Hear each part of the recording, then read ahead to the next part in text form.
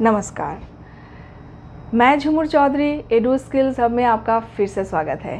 कैसे हैं आप सब? आशा करती हूँ सब स्वस्थ होंगे, सुरक्षित होंगे और बहुत अच्छे होंगे अपने परिवार के साथ। हमेशा खुश रहा कीजिए, सुरक्षित रहिए और अपने मम्मी पापा का कहना मानिए और अगर हम उम्र देख रहे हैं तो अब सावधानी से रहिए।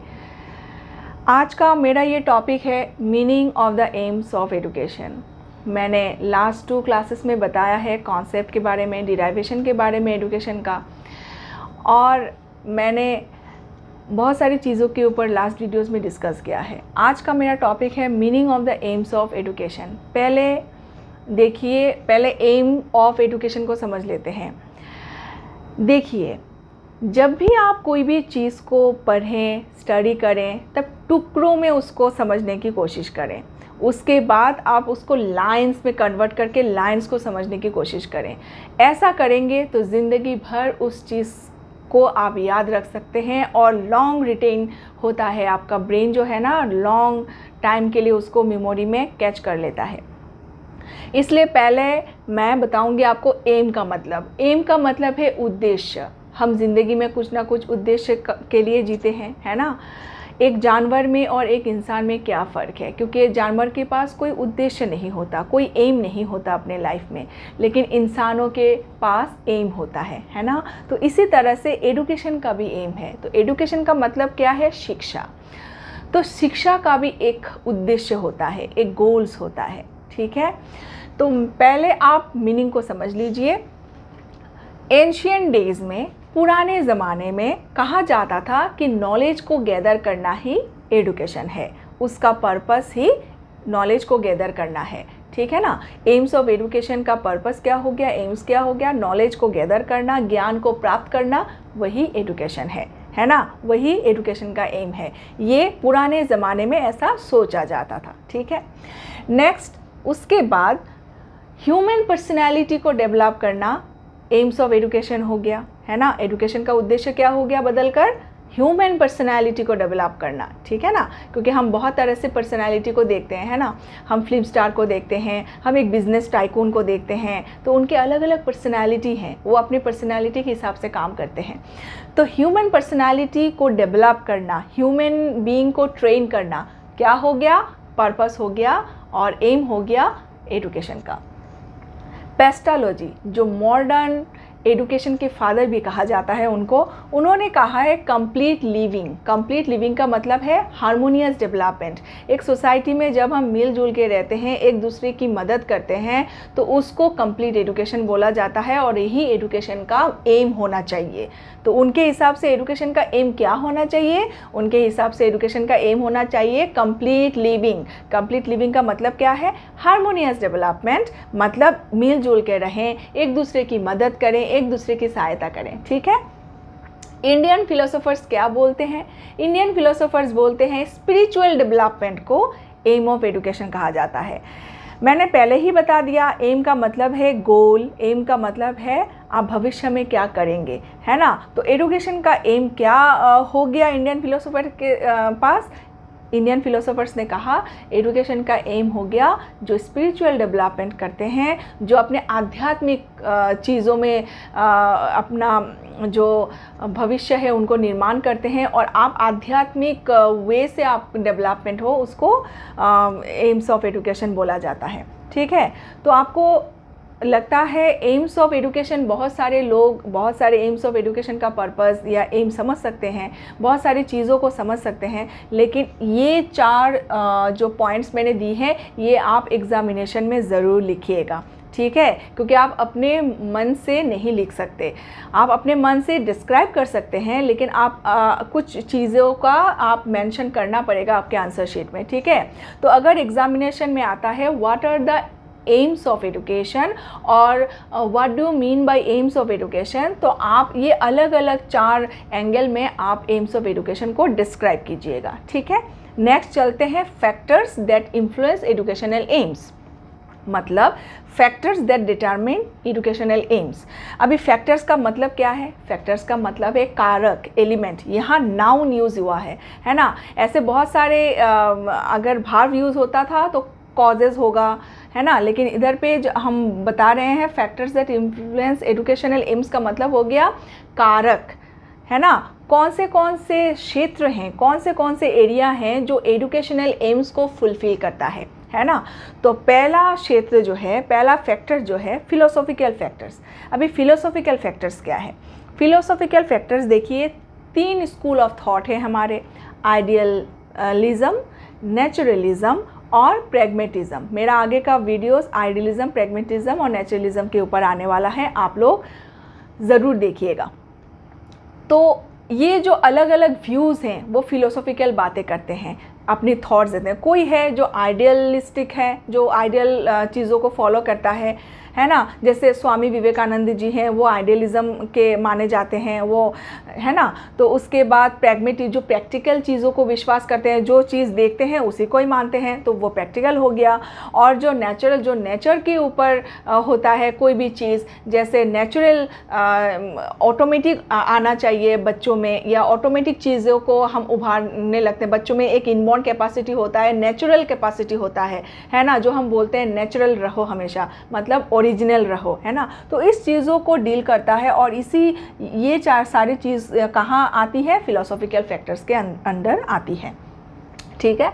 उसके बाद आ गया सोशियो इकोनॉमिक फैक्टर्स। सोशियो का मतलब, जैसे ही आप सोशियो, सोशल इस तरह की चीज़ों को देखेंगे, इस तरह वर्ड को देखेंगे, आप समझ लीजिएगा ये सोसाइटी की बात कर रहे हैं, है ना। तो सोसाइटी में कितने सारे हमारे कास्ट हैं, क्लास हैं, जेंडर हैं, तो उसको सुधारना, उसको अपलिफ्ट करना एम हो जाता है एजुकेशन का, ठीक है। इकोनॉमिक का मतलब है, देखिए सोसाइटी में लोग हैं तो लोगों का अर्निंग भी होना ज़रूरी है, तो लोग अर्निंग कैसे करेंगे, बिजनेस कैसे करेंगे, तो उस तरह के पर्पस को फुलफ़िल करता है एम्स ऑफ एजुकेशन, है ना। तो ये सोशियो इकोनॉमिक फैक्टर्स हो गए। तो ये कास्ट, क्लास, जेंडर, इस तरह की चीज़ों को आप सोशियो इकोनॉमिक फैक्टर्स के अंदर लिखेंगे। मैं ब्रॉडली डिस्कस कर रही हूँ, और भी डिटेल्स में जानने के लिए आपको मेरा क्लासेस ज्वाइन करना पड़ेगा, है ना, क्योंकि वीडियो के माध्यम से इतना हम समझा नहीं सकते, क्योंकि वीडियोस का एक लिमिटेशन होता है। पॉलिटिकल फैक्टर्स, पॉलिटिकल फैक्टर्स क्या है? जो भी पॉलिटिकल फैक्टर्स क्या है? पॉलिटिकल फैक्टर्स का मतलब है आइडियोलॉजिकल व्यूज़। अभी आइडियोलॉजिकल व्यूज़ हैं, क्या हैं? जैसे आजकल हम डेमोक्रेसी की बात करते हैं, ये एक आइडियोलॉजी हो गया। टोटलिटेरियन की बात करते हैं, एरिस्टोक्रेसी की बात करते हैं, मोनार्की की बात करते हैं, है ना। तो ये सारे आइडियोलॉजिकल व्यूज़ हो जाते हैं। तो ये आइडियोलॉजिकल व्यूज़ फैक्टर्स काम करता है एम्स ऑफ एजुकेशन के फुलफिल करने में। उसी क्षेत्र को अगर डेवलप करें तो बोला जाता है कि एम्स ऑफ एजुकेशन ये होना चाहिए। तो बहुत सारे फैक्टर्स हैं एम्स ऑफ एजुकेशन के। उसके बाद कल्चरल फैक्टर्स, और भी बहुत सारे हैं, लेकिन ब्रॉडली ये 4 फैक्टर्स आप एग्जामिनेशन में लिखिएगा, बहुत इंपॉर्टेंट है। कल्चरल फैक्टर्स, कल्चरल फैक्टर्स का मतलब है कल्चरल एक्सचेंज। देखिए, आप कुछ अलग रिचुअल मानते हैं, मैं कुछ अलग रिचुअल मानती हूँ। आप कुछ अलग कस्टम बिलीव करते हैं, मैं कुछ अलग कस्टम बिलीव करती हूँ। अगर कोई बंगाली है, कोई गुजराती है, कोई ट्राइब्स है, तो अलग अलग कल्चर है उनका। तो ये कल्चरल एक्सचेंज को समझना, ये कल्चरल एक्सचेंज, अगर कुछ कल्चरल चीज़ें, कुछ गलत प्रथा बनी हुई है सोसाइटी में, उसको सुधारने का काम एम्स ऑफ एजुकेशन, ये एजुकेशन का काम होता है सुधारना। जैसे सती प्रथा था, तो सती प्रथा एक गलत बनी हुई थी सोसाइटी में, तो उसको एजुकेशन ने क्या किया, धीरे धीरे उसको, आजकल तो सती प्रथा तो बैन ही हो गया है ना। तो ये बैन किसने किया? राजा राम मोहन रॉय ने उस सती प्रथा को बैन किया। तो इस तरह से जो कल्चरल अपलिफ्टमेंट होता है, या पॉलिटिकल अपलिफ्टमेंट होता है, या फिलोसॉफिकल जो लोगों की विचारधाराएं जो बदलती रहती हैं, तो वो एजुकेशन का काम होता है, और यही फैक्टर्स हैं एजुकेशन के। नेक्स्ट चलते हैं टाइप्स ऑफ एजुकेशन के बारे में। चलिए टाइप्स ऑफ एजुकेशन के बारे में जानते हैं। टाइप्स ऑफ एजुकेशन, टाइप्स का मतलब क्या हो गया? क्या मतलब हो गया? टाइप्स मतलब कितने प्रकार, है ना, हाउ मेनी टाइप्स। तो ऐसे तो कोई है नहीं कि आप टाइप्स लिखें 4 टाइप्स 5 टाइप्स, क्योंकि ये ट्रू साइंस नहीं है ना। ट्रू साइंस अभी समझाना पड़ेगा आपको। देखिए, जो यूनिवर्सल ट्रूथ होता है, जैसे न्यूटन्स लॉ ऑफ मोशन, है ना, सूर्य इससे ही उगता है, और सनसेट कब किस तरफ होता है, वेस्ट की तरफ ही होता है। तो ये यूनिवर्सल ट्रूथ है। तो ये ट्रू साइंस हो गया। जो ट्रू साइंस नहीं होते हैं ये एक्सपेरिमेंटल साइंस नहीं है, है ना, जिसमें एक्सपेरिमेंट नहीं किया जा सकता, क्योंकि ये फिलोसॉफिकल से डील करता है, सोसाइटी से डील करता है और ये बदलता रहता है। जो चीज़ें हमेशा बदलती रहती हैं वो ट्रू साइंस नहीं कहलाती। That is Y social science is not a true science, है ना। तो एडुकेशन, कुछ सेक्टर्स में एडुकेशन एक्सपेरिमेंट करता ज़रूर है, लेकिन ये हर ह्यूमन बीइंग के लिए सेम लागू नहीं होता। That is why it has been called like every individual is unique, है ना। हर इंसान अलग है, हर इंसान की विचारधाराएं अलग हैं, हर इंसान की सोच अलग है ना। कुछ सोच में हम इन्वॉल्व हो जाते हैं, सही मानते हैं। 10 लोग अगर किसी चीज़ को सही मानते हैं तो वो चीज़ क्या हो जाता है, ट्रू हो जाता है। एक्चुअली में आर्ट्स में आप इस तरह से टाइप्स नहीं लिख सकते, मतलब एजुकेशन में इतने सारे टाइप्स हैं कि आप मतलब ख़त्म नहीं कर सकते। इसीलिए आप एग्जामिनेशन में क्या लिखिएगा, there are many types of education, है ना, there are many types of education, some types are as follows. इस तरह से आप आंसर को लिखें, तब आंसर आपका स्कोरिंग होगा, करेक्ट होगा। सोशल एम ऑफ एजुकेशन, मैंने पहले ही बताया है थोड़ी देर पहले कि सोशल का, जैसे ही आप सोशल इस तरह के वर्ड को देखेंगे तो सोसाइटी से रिलेट करता है। तो सोसाइटी को अपफ्लिप करना ये एक टाइप हो जाता है। सोसाइटी को अपफ्लिप करना, सोसाइटी में कैसे लोग रहेंगे, जैसे सोसाइटी में पेरेंट्स कैसे होंगे, सोसाइटी में बच्चे कैसे होंगे। अगर सोसाइटी में एक्सेप्टेबल नहीं होता तो हम उस सोसाइटी, जैसे थर्ड जेंडर के बारे में आपको पता है, अगर किसी घर में थर्ड जेंडर वाला कोई बच्चा पैदा हो जाता है तो उनको हम क्या करते हैं, एज ए गार्डियन, मतलब मैंने एज ए टीचर मैंने ये सब देखा है अपने समाज में, खुद आंखों के सामने होते हुए उनको घर से निकाल देते हैं। तो ये गलत है, तो ये गलत प्रथा बनी हुई है ना। तो ये एजुकेशन के माध्यम से हम उस क्षेत्र को ठीक कर सकते हैं। तो सोशल एम ऑफ एजुकेशन ये एक तरह का टाइप हो गया। इंडिविजुअल एम, पहले के कुछ फिलोसोफर्स और कुछ एडुकेटर्स कहते हैं कि इंडिविजुअल डेवलपमेंट ही एजुकेशन है ना। इंडिविजुअल डेवलपमेंट नहीं होगा तो सोसाइटी किस से रन करेंगे, सोसाइटी को जानवरों से रन कर सकते हैं सोसाइटी को, एक इंसान चाहिए ना। तो इंसान अगर डेवलपमेंट नहीं होगा, इंसान अगर ठीक ठाक नहीं होगा, उसके एजुकेशन फुलफिल अच्छा नहीं होगा, तो कैसे सोसाइटी को रन करेगा। तो इंडिविजुअल एम को कुछ एडुकेटर्स हैं जो सपोर्ट करते हैं, है ना। कुछ एडुकेटर्स हैं जो सोशल एम को सपोर्ट करते हैं। बोलते इंडिविजुअल अच्छा है तो क्या हो गया, सोसाइटी में अगर सारे इंसान बुरे हैं, एक इंसान अच्छा हो गया तो क्या हो गया। सोसाइटी को अच्छा करने के लिए सारे लोगों को लेकर चलना चाहिए, वो भी सही है, ये भी सही है, इंडिविजुअल एम भी सही है, सोशल एम भी सही है। कुछ ऐसा नहीं है जो 100% करेक्ट बोल सकें, कुछ ऐसा नहीं है उसको आप एकदम नकार सकें, है ना। तो कुछ एडुकेटर्स हैं जो सोशल एम को सपोर्ट करते हैं, कुछ एडुकेटर्स हैं जो इंडिविजुअल एम ऑफ एजुकेशन को सपोर्ट करते हैं, है ना। डेमोक्रेटिक एम, अभी डेमोक्रेटिक एम क्या है, देखिए पूरे विश्व में डेमोक्रेसी की मांग है ना। हमारी इंडिपेंडेंस के बाद हम लोगों ने डेमोक्रेसी को अपनाया। डेमोक्रेसी में क्या होता है, इक्वलिटी होता है, फ्रीडम ऑफ स्पीच होता है, आप अपनी बात को रख सकते हैं, आप अपनी बात को कह सकते हैं।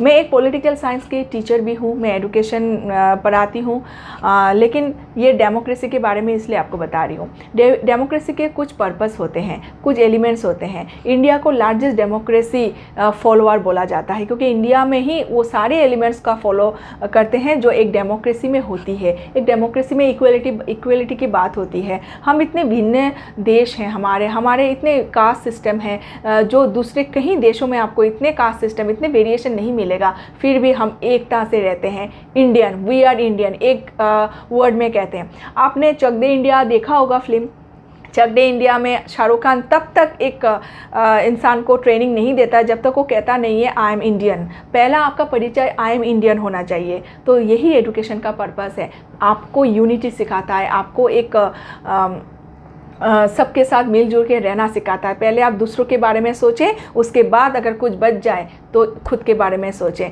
देश में जब बाहर खेलने जाते हैं, जब एक खिलाड़ी जब देश को रिप्रेजेंट करने जाते हैं तो टीम के हिसाब से खेलता है। देखिए, तो इसी तरह से हमारा जो पर्पस है वो डेमोक्रेटिक एम ऑफ एजुकेशन, ये भी एक पर्पस होना चाहिए, है ना। तो कुछ लोग हैं जो डेमोक्रेटिक एम ऑफ एजुकेशन को सपोर्ट करते हैं। समझ में आ गया।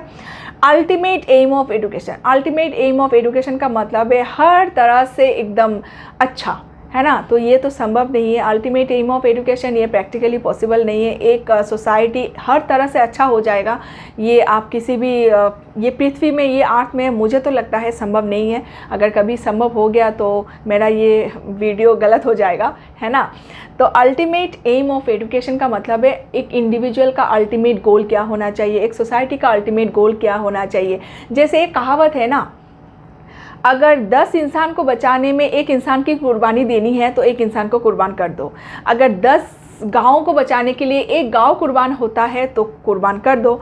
अगर एक देश को बचाने के लिए कुछ लोगों का कुर्बानी देना ज़रूरी है तो कुर्बानी दे दो। ये कहावत है ना। लेकिन मैं इस कहावत को मानती नहीं, क्योंकि जो कुर्बानी देने वाला है वो अपनी इच्छा से दे रहा है या नहीं इच्छा से दे रहा है, वो भी एक फैक्टर हो गया। नहीं तो बाद में वही एक टेररिस्ट बन के आ जाएंगे सोसाइटी में। तो मेरा ये मानना है।